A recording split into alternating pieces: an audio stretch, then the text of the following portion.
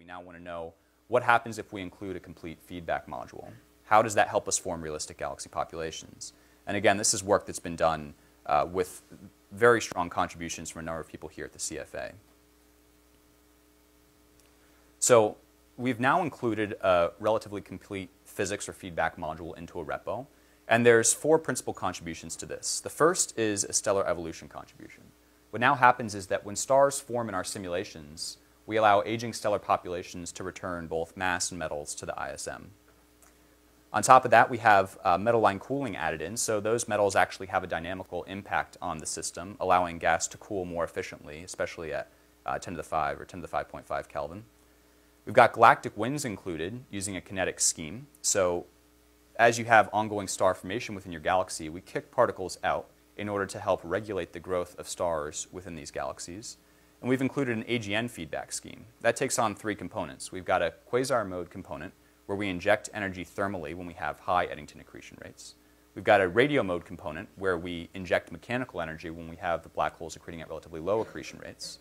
And an electromagnetic component. That's where we change the cooling rates of gas around galaxies under the assumption that they see not only the ionizing UV background, but also the radiation from a nearby quasar.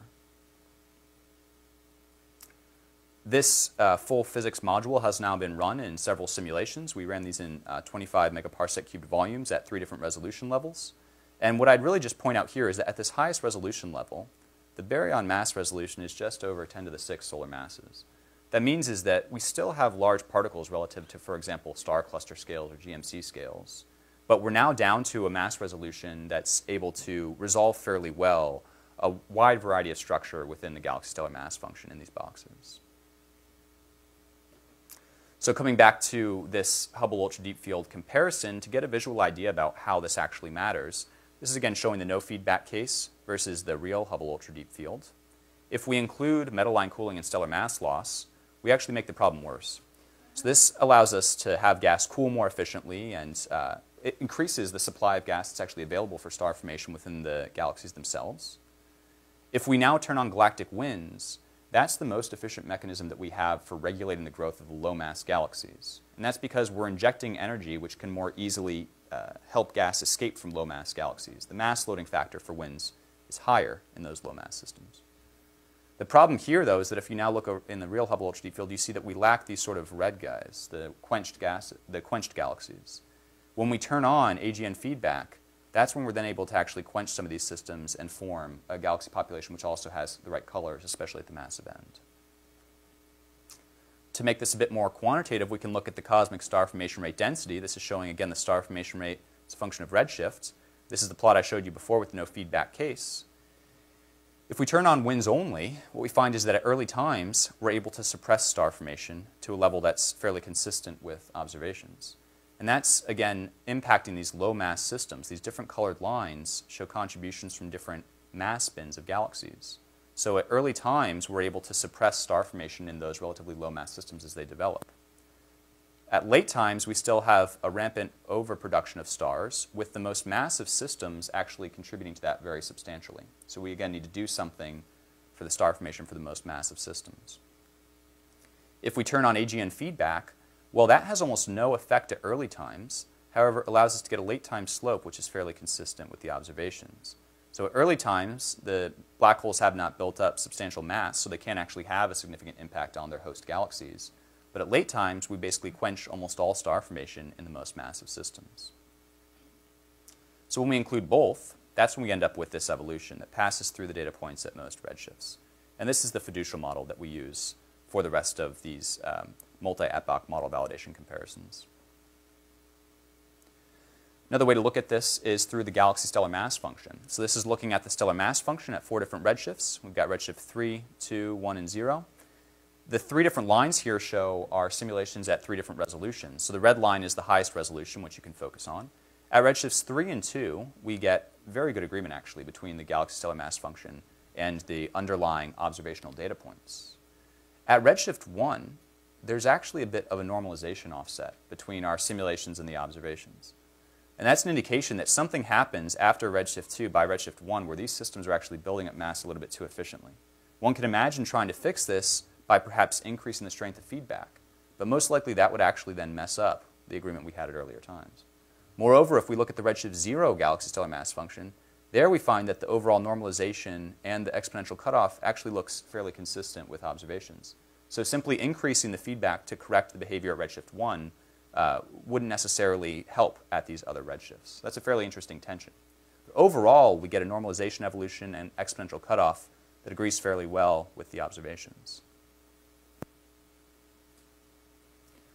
Another test we can put our models through is looking at the star formation main sequence. So this is looking at the 2D distribution of the star formation rates as a function of mass. The 2D histogram shows where our galaxies actually fall in this space. And the black line shows a best fit. These blue data points show the data that we're actually comparing to, the observational data that we're comparing to. So this is looking at redshift 2, at redshift 1, and at redshift 0. The overall evolution in the star formation main sequence from high redshift to low redshift is dominated by a normalization shift. And that's captured fairly equally well in the simulations compared to what's seen observationally. There's a bit of a normalization offset, which is somewhat interesting, because our galaxies are forming stars a bit too inefficiently compared to their observed counterparts. So that might tend to indicate that we need to do something to perhaps weaken our feedback to boost their star formation rates. Right? This goes in the opposite direction of what we saw in the previous plot. Then you have something like this. This is the mass-metallicity relation. This is showing the gas phase metallicity within the star-forming gas as a function of mass. There's two sets of data points shown here. And the reason for that is there's uncertainty in the nebular emission line diagnostics that are used to calibrate these metallicity measurements in real galaxies. So these 2 points basically bracket what we think is a reasonable guess for the actual metallicity of star-forming gas in galaxies. What we're trying to do is match the shape that's seen here and get somewhere between those two sets of points. So at redshift 2, we do a fairly good job in terms of coming in with the correct shape and normalization for the mass-metallicity relation. But as we push down to redshift 0, what you find is that the slope here is actually far too steep. And this is actually a direct reflection of our feedback model, a really interesting tension, actually. What's happening here is that for low-mass galaxies, we know that we require strong feedback to regulate the growth of these systems. That same strong feedback tends to eject not just all the mass from these systems, but all the metals as well. And so you end up depleting the metal content of these low-mass galaxies, and that inhibits the buildup of metal content here, which is actually seen observationally in terms of the evolution of the mass-metallicity relation.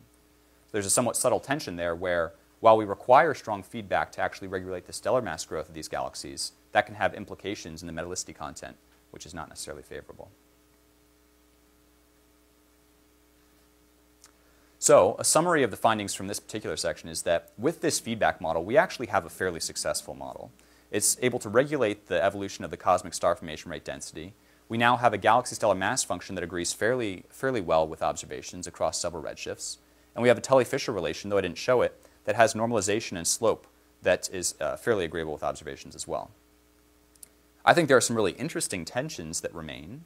One is with this overproduction of galaxies around redshift 1, right? This might indicate that we actually need to include slightly stronger feedback in order to help suppress the formation of those galaxies. We've got the normalization of the star formation main sequence, which might tell us that we need maybe a bit weaker feedback. These two obviously going in opposite directions. And then we've got the shape and normalization of the mass-metallicity relation, which may tell us that we need to think carefully about whether our kinetic winds are fully capturing the feedback mechanisms that regulate real galaxy growth. But overall, it shouldn't be ignored that this actually is one of the most successful hydro simulations at reproducing such a wide range of galaxy relations across so many different redshifts. In fact, if you look in the literature, most simulations that are published have a hard time capturing even the most simple of these relations, like the galaxy stellar mass function. So this is really quite a step forward in terms of our ability to produce realistic galaxies within cosmological simulations. So with that full feedback model in place, our next goal was to try to extract as much information as possible, to try to bridge the gap between our simulations and observations. And the way we want to do that is to convert our simulations into mock data products. We want to basically